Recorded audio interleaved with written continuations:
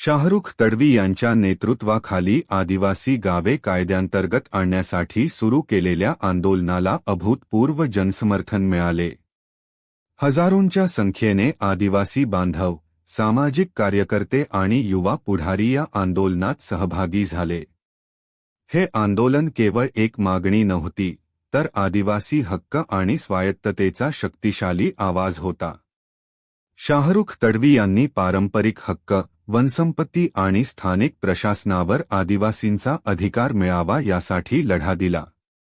त्यांच्या नेतृत्वाखालील मोर्चात ग्रामसभेचा अधिकार, जमिनीवरील स्वामित्व आणि नैसर्गिक संसाधनांवरील हक्क यांसाठी जोरदार मागण्या करण्यात आल्या.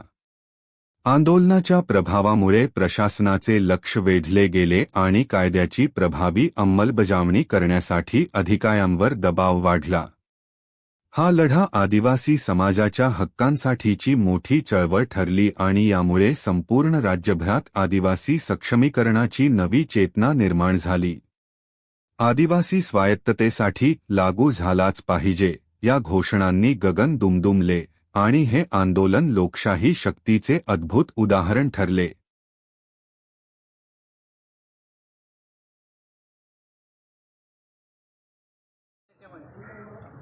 आणि इथे या कार्यालयातून मग ते पेननी खोडून लाईक, सबस्क्राइब आणि शेअर करा. धन्यवाद. या पुस्तकामध्ये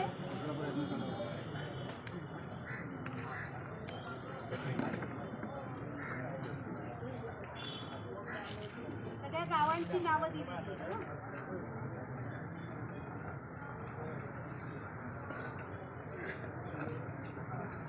5वी अनुसूची आपल्याकडे ऑलरेडी आहे ना आपल्या भागात.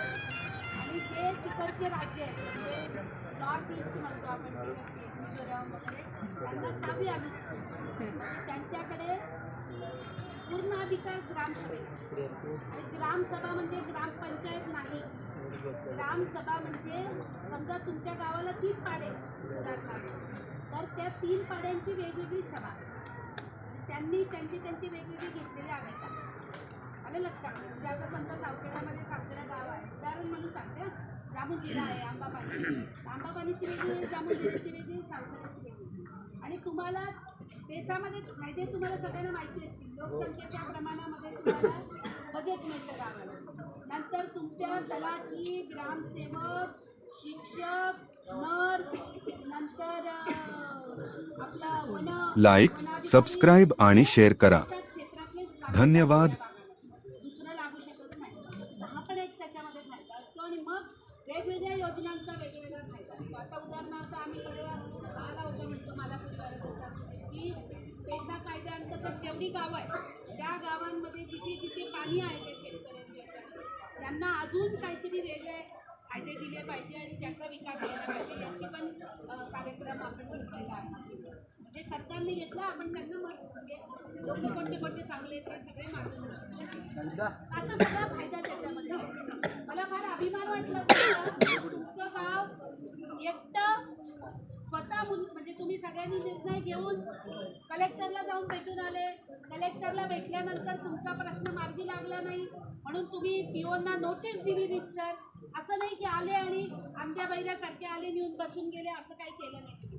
तुम्ही 19 तारखेला नोटीस दिली आणि आज 24 तारीख, म्हणजे बरोबर 6-7 दिवस तुम्ही वाट पाहिली. त्याला म्हणजे पीओ लाईक, सबस्क्राइब आणि शेअर करा. तर तुम्हाला धन्यवाद. 20, 21, 22, 23 तारखेला बोलवून कलेक्टर पीओने तुम्हाला आधीच चर्चा करून घ्यायला पाहिजे. मी तर म्हणेल गावात यायला पाहिजे आणि तुम्हाला समजावून सांगायला पाहिजे होतं की काय काय प्रयत्न त्यांनी केले. जर केले असतील तर म्हणते मी, आपण विचारू त्यांना. आपण आता विश्वास दाखवायला, ते काय म्हणाले, आम्ही प्रयत्न केलेत ना, मग येऊ दे त्यांना, आल्यावर सगळं विचारू, दाखवा प्रयत्न, दाखवा तुमचे सगळे. आधी आपण त्यांना संधी दिली आणि मग केलेलं नसेल तर त्यांना त्याच्याबद्दलचं आपण सगळेजण जाबही विचारू.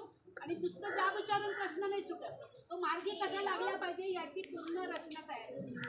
पीओला सांगू, आम्हाला घेऊन तू कमिशनरकडे चल, तुमच्या ट्रायबल कमिशनरला सांगू, राज्यपालांकडे नोटीस पाठवण्यापर्यंत मंत्र्याबरोबरची मीटिंग लावू, ही सगळी प्रक्रिया पूर्ण करून घेऊ.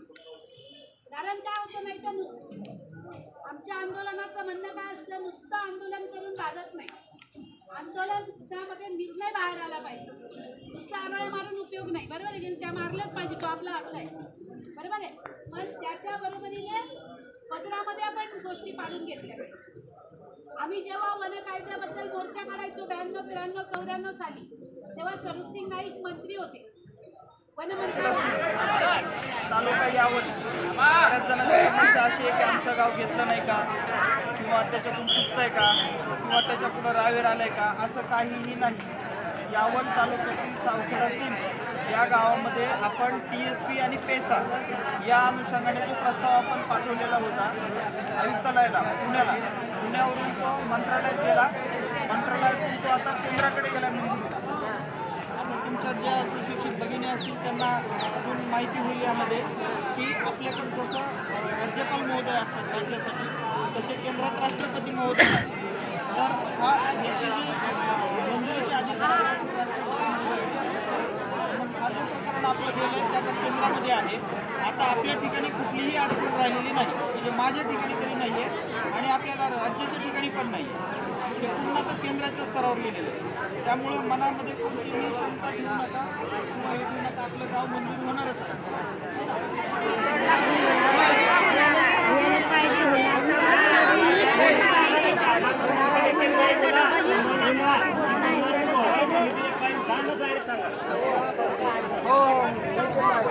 आणि दुसरं 2-3 महिन्यानंतर तुम्ही 28 तारखेला आपल्याकडे मंत्री महोदय येणार आहे. लाईक, सबस्क्राईब आणि शेअर करा. धन्यवाद.